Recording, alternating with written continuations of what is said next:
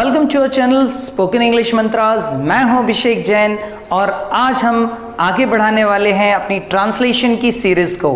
आज मैं आपके सामने लेकर आया हूं अपना सेकंड ट्रांसलेशन। फ्रेंड्स, ट्रांसलेशन ना सिर्फ हमारी इंग्लिश को इम्प्रूव करते हैं बल्कि आज का हमारा ये ट्रांसलेशन हमें अपने जीवन के लिए एक मैसेज भी देता है कि हमारे पास जो कुछ है हमें उसमें खुश रहना चाहिए और हमें भगवान से उसके लिए शिकायत नहीं करनी चाहिए, क्योंकि भगवान ने जो कुछ हमें दिया है वो इनफ है। तो चलिए फ्रेंड्स, आज हम शुरू करते हैं अपना ट्रांसलेशन नंबर 2 और साथ ही हम बहुत से इंटरेस्टिंग यूजेस को भी सीखेंगे। तो आज शुरू करते हैं। हमारा फर्स्ट सेंटेंस है मूसलाधार बारिश हो रही थी। मूसलाधार बारिश हो रही थी। फ्रेंड्स, अगर हम इस टेंस पर ध्यान दें तो ये एक पास्ट कंटिन्यूअस का सेंटेंस है और पास्ट कंटिन्यूअस के सेंटेंस में हम मौसम की बात कर रहे हैं।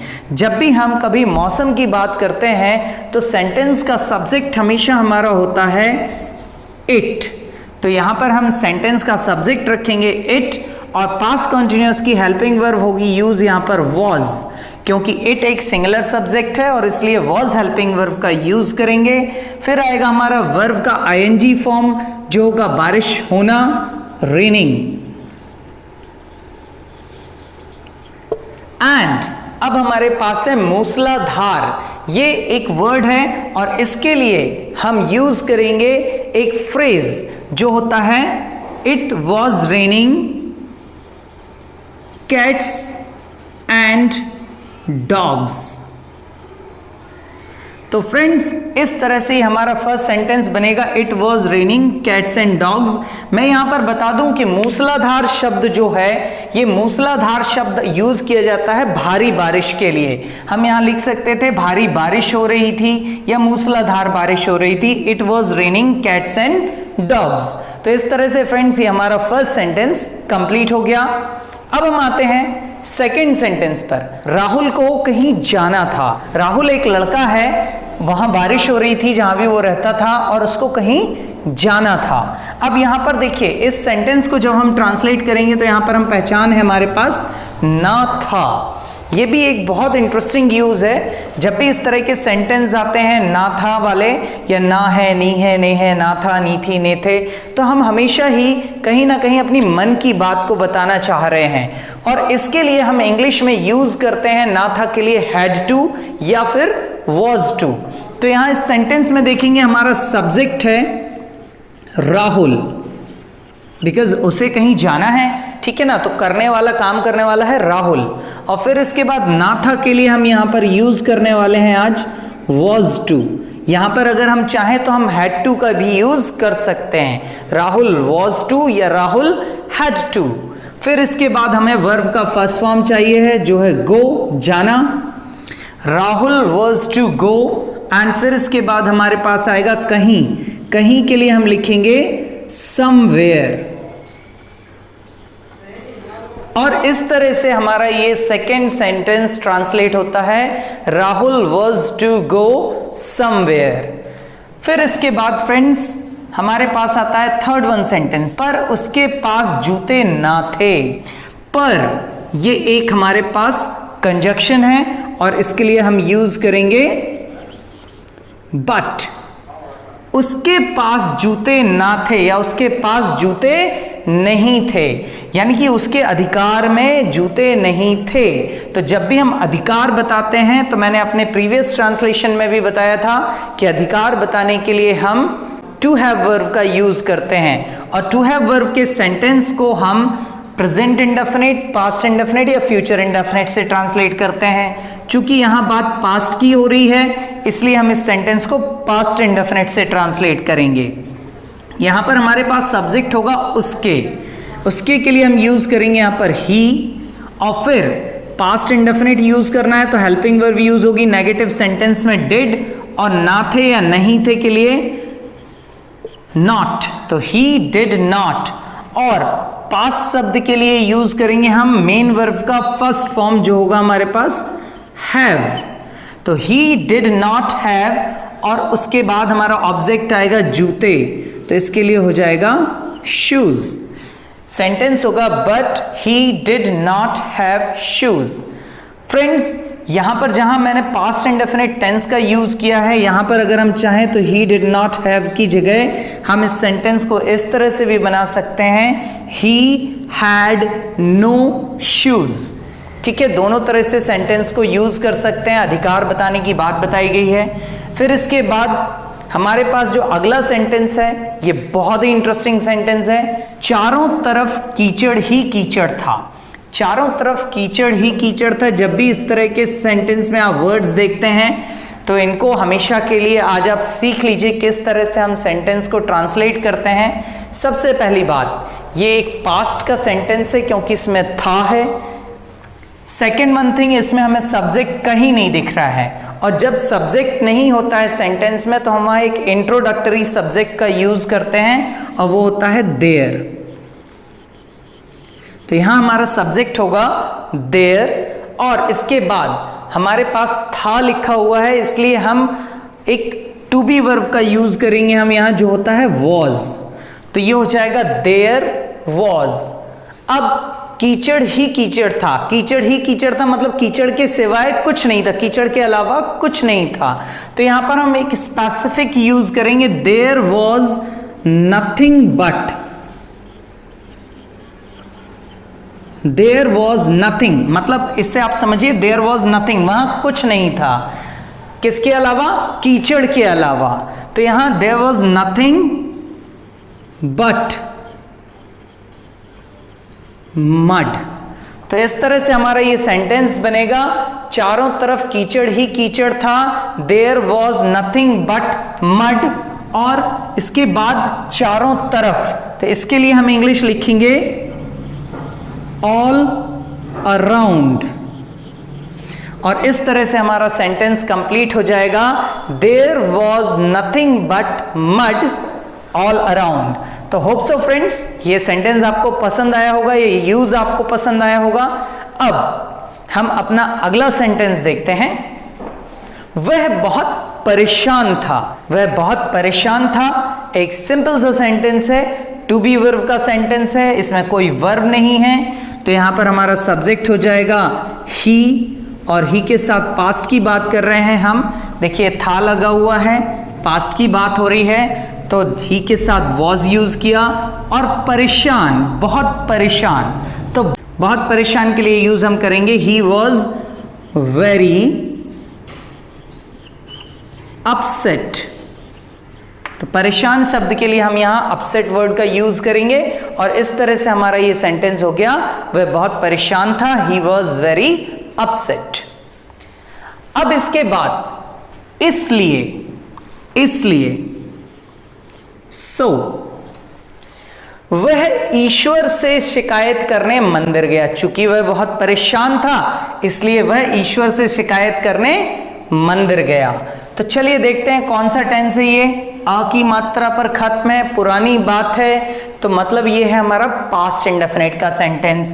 और यहां पर हमारा मेन जो सेंटेंस है वो है वह मंदिर गया। वह मंदिर गया। पहले हम इतने सेंटेंस को ट्रांसलेट करते हैं, और इसके लिए हमारा सब्जेक्ट है ही, और जाने का सेकेंड फॉर्म यहां यूज होगा पास्ट इंडेफिनिट में, ही वेंट। कहां गया? मंदिर। तो ऑब्जेक्ट है हमारे पास मंदिर, he went to temple. He went to temple. अब किस चीज के लिए गया? ईश्वर से शिकायत करने गया। तो he went to temple to, शिकायत करने के लिए हमारे पास वर्ड आता है कंप्लेन।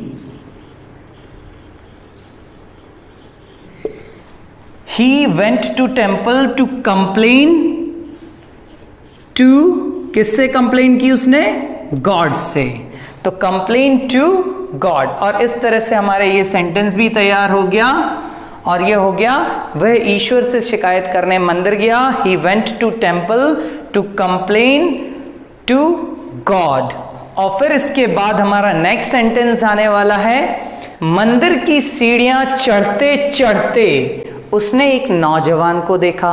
मंदिर की सीढ़ियां चढ़ते चढ़ते उसने एक नौजवान को देखा। देखिए इस तरह के सेंटेंस, मंदिर की सीढ़ियां चढ़ते चढ़ते या मंदिर की सीढ़ियां चढ़ते हुए उसने एक नौजवान को देखा, मतलब जब वह मंदिर की सीढ़ियां चढ़ रहा था उसी समय उसकी नजर किसी एक नौजवान पर गई। तो मतलब दोनों काम एक साथ हुए हैं। और जब भी इस तरह का एक कोई काम चल रहा हो और कोई दूसरा काम हो जाए तब हम यूज करते हैं एक बहुत ही इंटरेस्टिंग यूज यहां पर व्हाइल।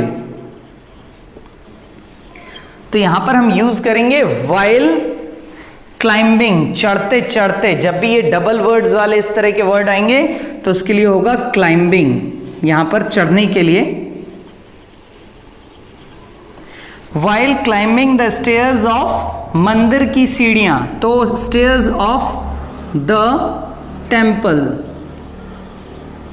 अब यहां मैंने मंदिर के पहले द क्यों लगाया है? क्योंकि देखिए इस मंदिर के पहले हम यहां पर डिस्कशन कर चुके हैं, जिस मंदिर को वो गया था उसी मंदिर की सीढ़ियां चढ़ रहा है। तो इसलिए जब हम सेकंड टाइम किसी चीज का डिस्कशन करते हैं तो उस नाउन के पहले हम द का यूज कर लेते हैं। तो देखिए while climbing the stairs of the temple, ठीक है, मंदिर की सीढ़ियां चढ़ते चढ़ते उसने एक नौजवान को देखा।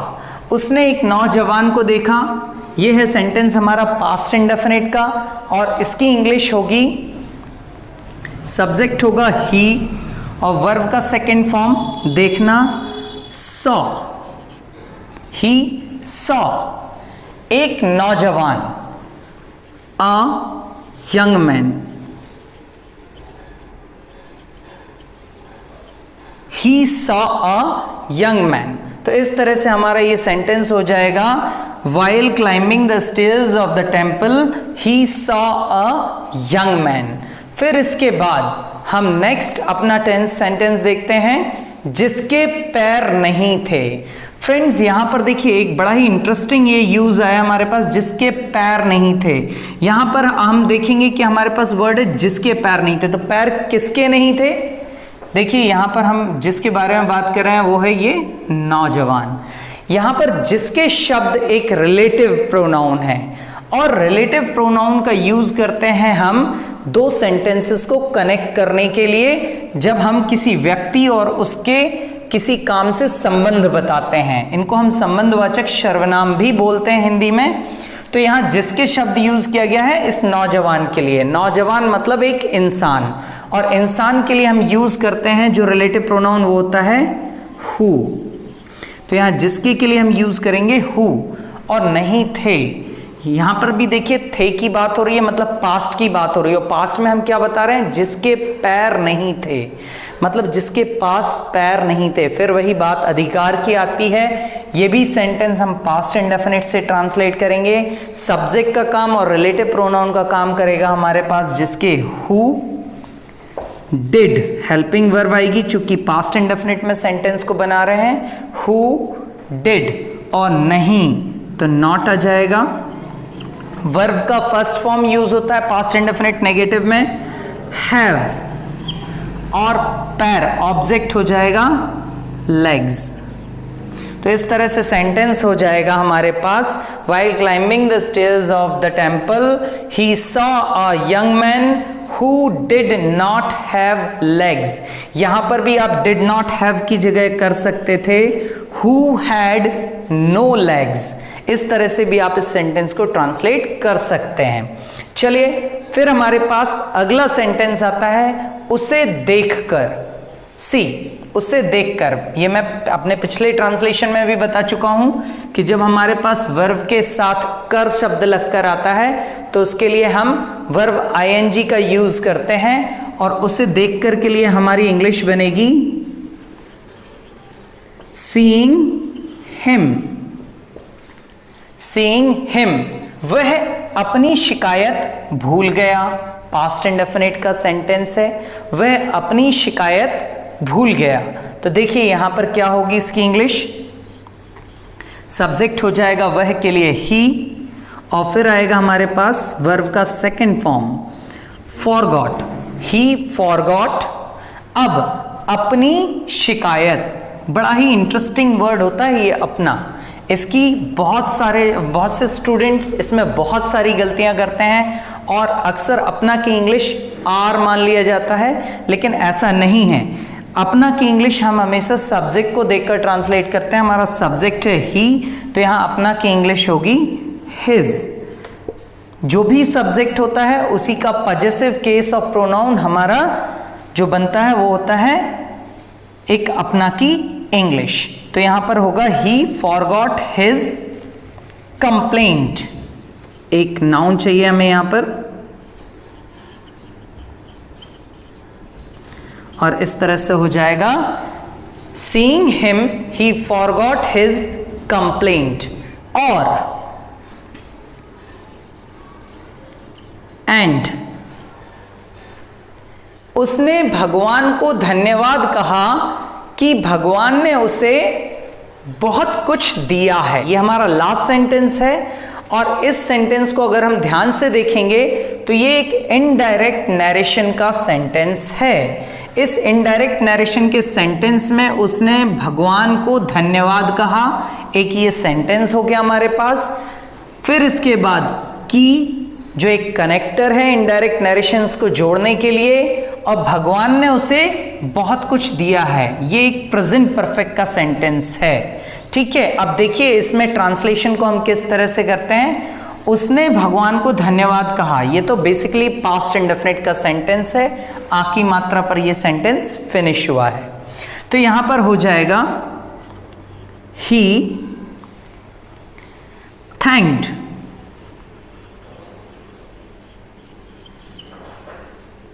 ही थैंक्ड, मतलब उसने धन्यवाद कहा। ही थैंक्ड, धन्यवाद कहने के लिए हमने थैंक्ड सेकेंड फॉर्म का यूज किया है। किसको? भगवान को। He thanked God and he thanked God. की, अब की कनेक्टर के लिए हम यूज करेंगे दैट। ठीक है, तो ही थैंक्ड गॉड दैट भगवान ने उसे बहुत कुछ दिया है।